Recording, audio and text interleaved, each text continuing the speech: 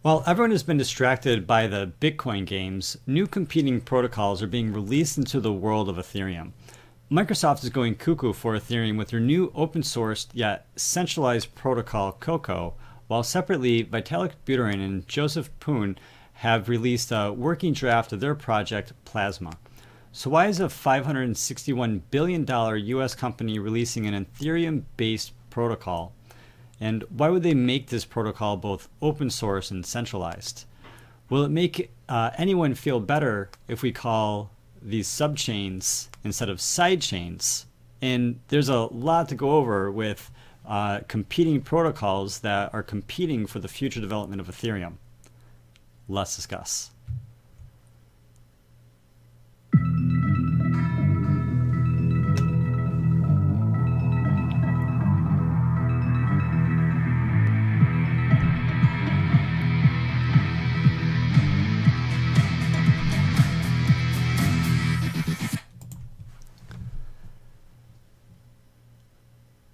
Hey everybody, I'm Gary Palmer Jr., you're you, and together, welcome to Minting Coins. So we've been talking about Bitcoin a lot in this show. There's just been a lot happening between the SegWit activation, the Bitcoin Cash situation, and with the price fluctuation. But in this whole time, people have been really wondering, where's Ethereum? What's happening to Ethereum? You know, when Ethereum's price skyrocketed to $400 and then back down to $200, well, that was when the Bitcoin price was just around the $3,000 mark. But now that the Bitcoin is even at the $300, or now that Ethereum is at the $300 price now, it's still in comparison to a $4,100 Bitcoin price, and it's just not at the levels of which it was. So a lot of people really haven't been paying attention to Ethereum, or have been wondering, why hasn't Ethereum seen the same attention that Bitcoin has seen? And, you know, frankly, it's been because there's just things happening with Bitcoin, and the things that are happening with Ethereum are just not visible right now, because the developers of Ethereum, the people working behind Ethereum, are very busy at making Ethereum better. Not just Ethereum directly, but even a lot of the other protocols and systems and smart contracts that are based on Ethereum. Those developers are working on making those systems better as well. And what we have coming out of the news this week and coming out of the news today is that we have a couple major projects, a couple major forces in the world of technology and in blockchain technology who are releasing these protocols to coincide with Ethereum, to connect to Ethereum, to work with Ethereum, to be blockchains that are subchains of the Ethereum blockchain within the universe of Ethereum. And you know, some might call them side chains, some might call them subchains, but these are essentially protocols, systems of code that allow people, organizations, corporations to, you know, create these side chains or these subchains which connect directly to the main Ethereum blockchain. So we have the main Ethereum blockchain, and then beneath that we're going to have all these different side chains. The same thing is, you know, what we're expecting to see with Bitcoin and with segregated witness and with the Lightning Network. We have the main Bitcoin network, and then beneath that we're going to have these different side chains where, you know, the transactions, you know, Bitcoin is going to come into these side chains. The transactions will hash out inside those networks with slightly differentiated rules, and then we'll get brought back into the main chain when everything wants to get added to the, you know, the top line official ledger. And this is exactly now what we're seeing with Ethereum. The difference, though, you know, I think that right now with Ethereum, the system of Ethereum is pretty well defined. It's pretty well structured, where there's the one Ethereum. There's a, you know, Ethereum Classic, but where the main development is, where Vitalik is focusing on, where a lot of these major corporations and the major Ethereum, which is the #2 cryptocurrency in the world, there's just that Ethereum right now. And so that's like the top line, top level blockchain in this particular ecosystem. there are now these secondary level protocols, these sub protocols that are going to be the next layer of ledger on these blockchains. And these different protocols are essentially going to be competing with each other. And there's going to be essentially a network effect to the network effect of which protocol is going to gain dominance inside the ecosystem, is going to be a major force to deal with for years and years, and potentially what the majority of the world will just move into forever. And so there's a lot riding on which of these get ultimately used and which of these ultimately gets mass adopted, right? So just as a quick, maybe this might make sense as like an analogy, but how many of you out there have experience building a website? How many of you out there have experience maybe using WordPress? Maybe you know code, maybe you don't know code, but maybe you have experience using WordPress. Now, what other content management system do you have experience with? There's other ones out there, right? There's Drupal, and there's KOCO, and there's just all of these other different open source and closed source content management systems. But chances are you are very, very aware of WordPress, because WordPress was the content management system that got built and developed on the internet. There were other content management systems around the same time that were getting created and built and developed and evangelized by different users and adopters. But ultimately, the majority of the world is really focused on WordPress. That is the one that has really gained the mass adoption. And it's not a perfect analogy, but yeah, it's really interesting. So let's go over, let's stop talking about this. Let's take a quick peek and just see where we're at in the market. And then we will dive deeper into this talk about Plasma, this talk about COCO, and let's discuss.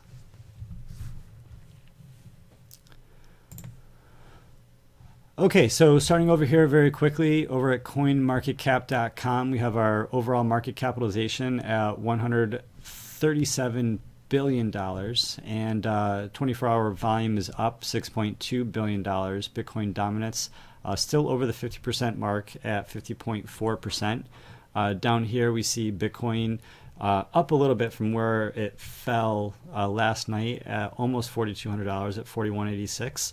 And a lot of volume, even though that volume has gone down almost 5% in the past 24 hours. It is $3 billion compared to Ethereum's $1 trillion. So we have a delta of about $2 trillion. There are a lot more Ethereum trading today than there was yesterday, probably because so much Bitcoin going into the market, increasing in price, people taking those profits and probably converting them to Ethereum, because now Ethereum is relatively undervalued, especially compared to where Ethereum was relative to where the Bitcoin price was. So when the Bitcoin price was reaching new highs around that $3,000 and the Ethereum price was at $400, well, in terms of the Bitcoin, the Ethereum price that's when it was at 0.11 BTC. And so being here at 0.07 BTC, we were just super underperforming in Ethereum where we were. And a lot of people think that this has a huge potential to 2x or even 4x, especially as we see a lot of the news that's coming out with the development of Ethereum directly and the development of these secondary and tertiary layers that are going to be facilitating the transactions, the security, and the adoption by both users and corporations inside all across the world. Okay, so where'd this go? Yeah, so this is real fun. I just wanted to share this real quick in the best of. So in 2015, this Redditor puts a $10 Bitcoin paper wallet into his home's wall, and he's leaving it for someone in the future to find. And hopefully they'll be worth something, the person says. Redditors chip in an extra $40 into the wallet. Today, the wallet now contains $895 worth in Bitcoin. So, wow, how cool is that? That, they took $10, maybe $50 in Bitcoin and put it in a paper wallet and just put it in the wall. What sort of awesome treasure hunt, just secret find is that going to be for somebody, 10 years or, longer? I mean, that could be a crazy amount of money. If Bitcoin was $1 million, if we take that, was $895, we pop 3 zeros on there, Bitcoin was 4 million, then that would be $895,000, right? So, so if Bitcoin was $1 million, this $895 of current Bitcoin money would be worth about $1 million. So that's pretty significant for a long-term find. A measly $10 or $15 short-term, but long-term, wow, that's going to be amazing for somebody. Okay, so turning into the first article in today's news, popping over to take a look at Plasma. So this is talking about Plasma being released by Vitalik Buterin and Joseph Poon, releasing a working draft of the Plasma project. And so Vitalik tweeted out, just to clarify, this is an independent and strongly complementary to the base layer proof of stake and sharding. And so he's just saying that this Plasma product is going to work hand in hand, perfectly in sync with Ethereum and with the other initiatives that it's moving forward with. So there's a Lightning Network implementation still not ready for production yet in Ethereum, and that's called Raiden. And so that's Raiden Network. I think it's Raiden.network. And so Raiden.network is similar but different. And so the basic idea is to switch from a model where all transactions hit the shared ledger, the same Ethereum blockchain, and then switch them over to a model where users can privately exchange messages and sign the transfer of value over. And so right now the bottleneck is everyone wants to use Ethereum. When there's one of these ICOs, when everyone wants to use Ethereum at the same moment, at the same time, then it's very, very difficult. The gas prices go way, way up. People get confused. Transactions just float around there. People aren't sure if the transaction is going to go through or if it's going to get kicked back or if it's going to happen twice. There's just a lot of problems that happen because there's this bottleneck of everything happening at the same place at the same time. And people have talked about this, about the Ethereum blockchain having this extreme bloat, this extreme size, because all these messages are all happening at the same place at the same time, that there needs to be a better way. And so the way in which it sounds is that they want to switch from, instead of having all the transactions on the main Ethereum blockchain, switching them over to a model where users can privately exchange messages that would be not necessarily on that chain. So what do we have here? So we have the Lightning Network, instant contracts and payments. Then we have Plasma for ledger and compute scaling. And then we have the blockchain, the Ethereum mainnet. And so Plasma is a series of contracts which runs on top of a root blockchain, the mainnet Ethereum blockchain. So you have the mainnet Ethereum blockchain. Plasma will run on top of that as a series of contracts. Yes. So in the event, and so it does note here, in the event of an attack, participants can rapidly and cheaply do a mass exit from the chain cloud to a root chain if from a child chain to a root chain if that child chain is compromised. So there's a lot of other detail in here talking about the hierarchical nature and whatnot. But each child blockchain can have its own token, just like a cryptocurrency reward paid to a miner. And this is to incentivize the validations and the validators of the chain to keep it running and keep it protected from faulty states that are checked by fraud proofs. So then there's additional graphs and examples in here talking about how Alice is popping in 1 ETH into this Plasma blockchain and just how there's different routes to get around to different depths inside this blockchain to get into the Ethereum root chain. Excellent. And then turning over to this CoinDesk article, about this Plasma scaling plan. Again, Ethereum has this problem where it has so many users, it can't support all the users that it has right now for all the people who want to use Ethereum. And so these capacity issues include rising smart contract fees and occasionally the bog down of transaction times. And so Buterin, the creator of Ethereum, and Poon, the co-author of the Lightning Network white paper, are both developing this plan for this Plasma network. Let me see here. That's not to say hyper-open solutions, sharding, Radian Network, TrueBit have all emerged as innovative ways to ensure a future of decentralized applications run as easily as centralized ones that we use today. But a new solution called Plasma has been unveiled on Wednesday. It is emerging as perhaps the project to watch.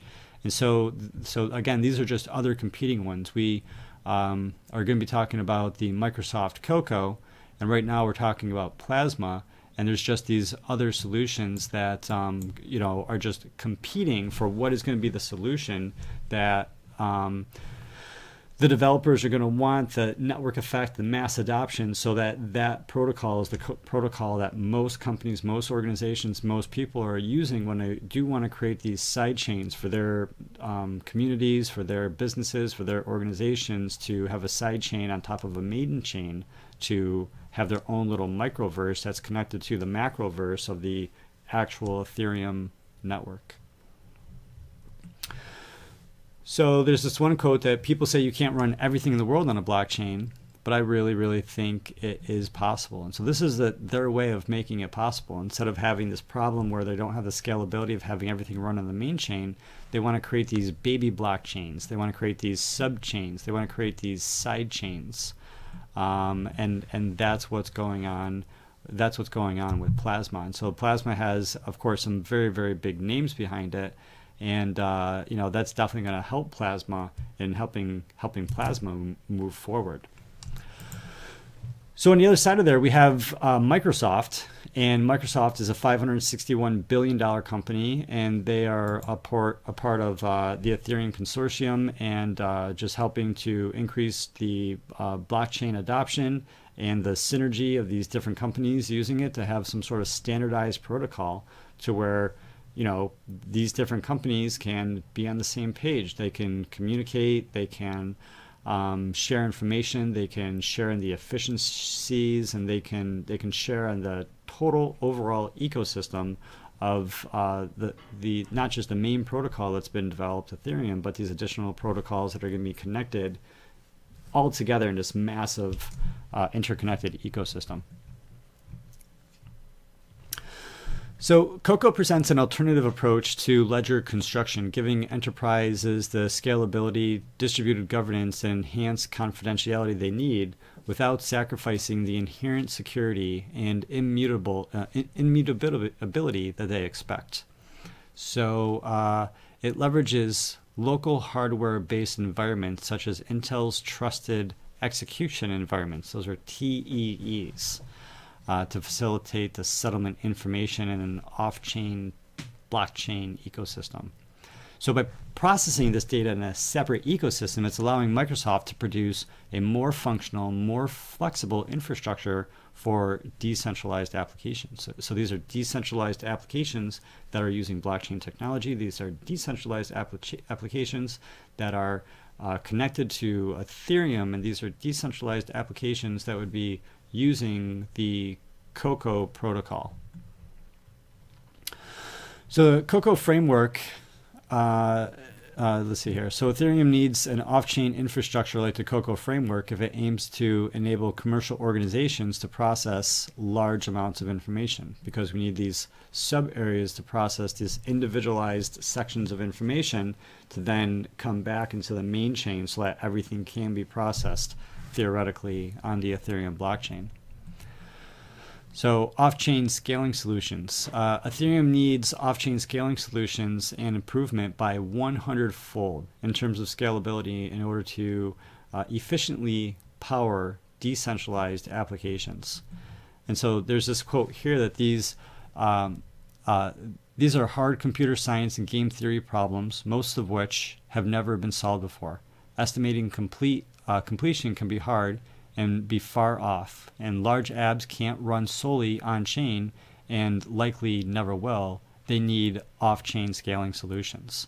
And so, and then it goes on to say that conceivably, we could see a 100x improvement by the end of 2018, which would allow for a 1 to 10 million user app. So it sort of made me a little bit giddy to think about this, that by the end of 2018, that there is going to be a user app that is going to be able to support as many as 10 million people, would just provide an incredible case study to show the potential of Ethereum to really work for these major corporations that are dealing with an advanced internet and are trying to make sense of blockchain technology specifically.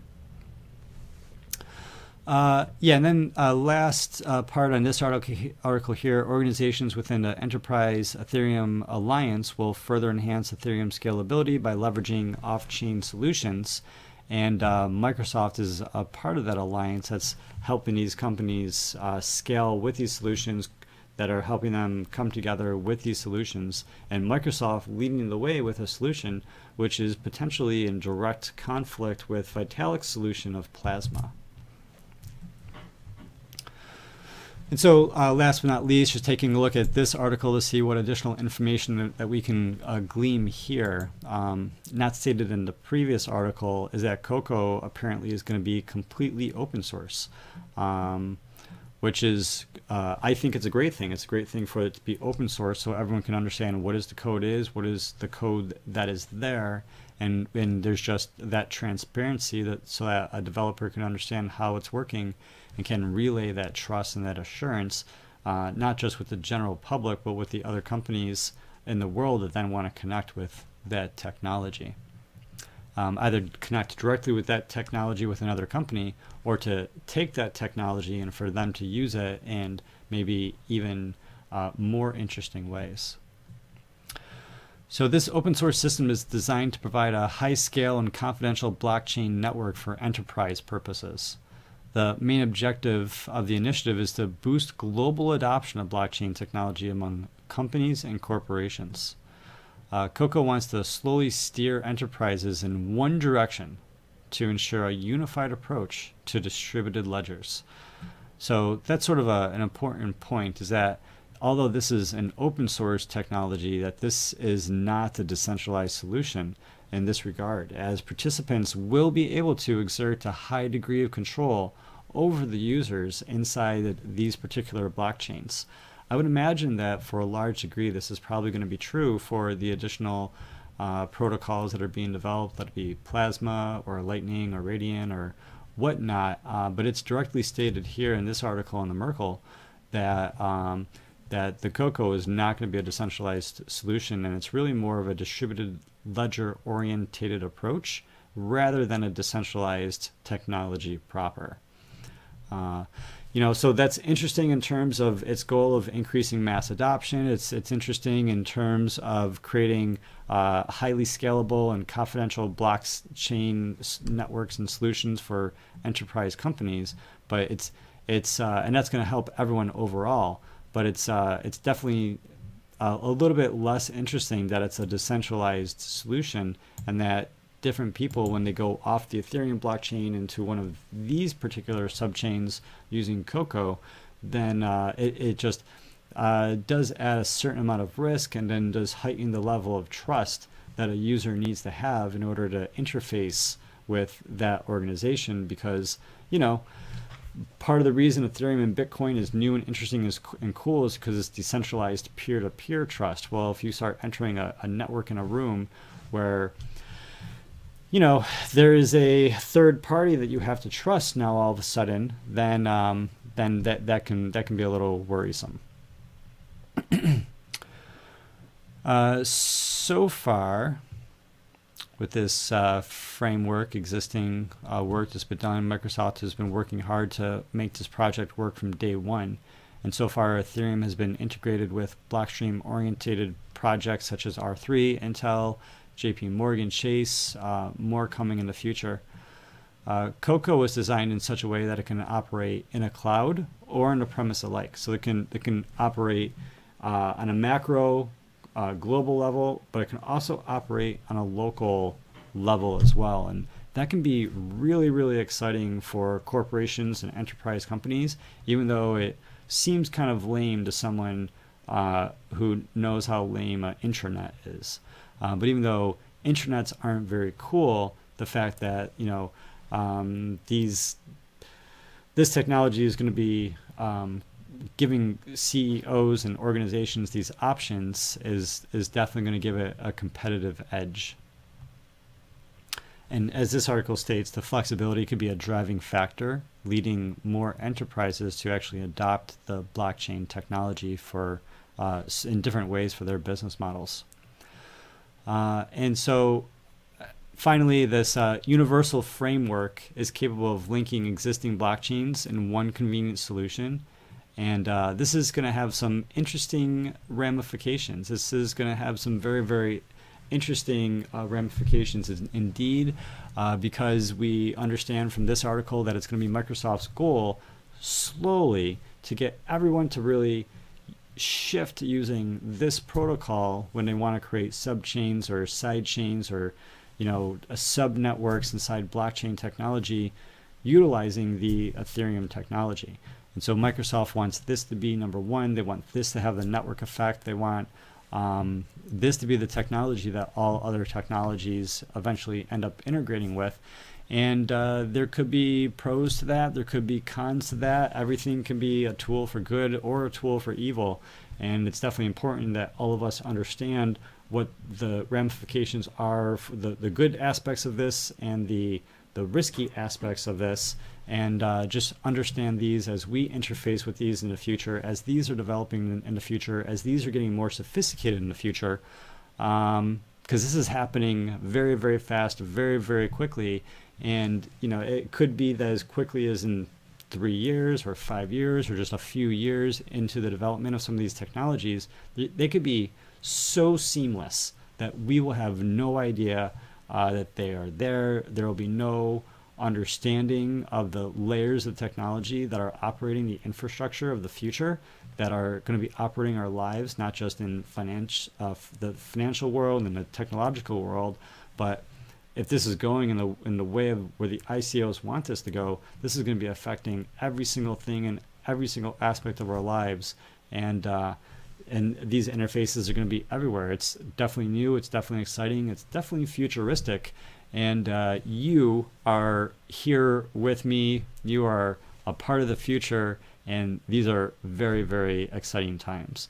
So, wow, that was a lot of information. So what do you think about all that? What do you think about these subchains or these side chains of Ethereum? What do you think about these protocols being open source and the fact that anyone can look at this code and then have trust in the code? But at the same time, what do you think about these protocols being more centralized and allowing the person who is deploying that subnet inside Ethereum to sort of have ultimate control, or even that set of users of that subnet to have ultimate control over what's happening and what's going on? There's definitely positive reasons how that can be a true value.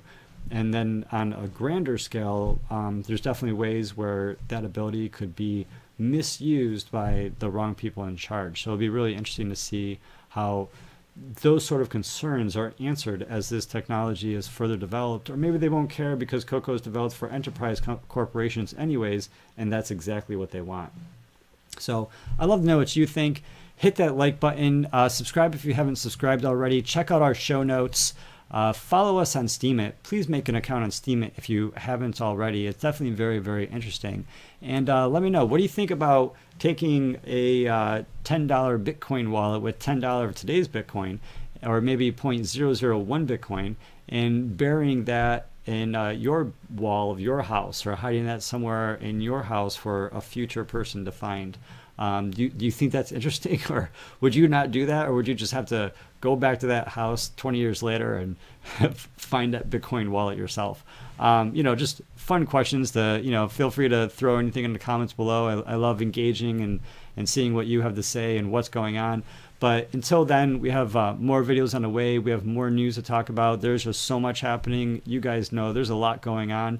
So be sure to subscribe if you haven't. We'll be talking again soon. In the meantime, I'm glad that we're minting coins.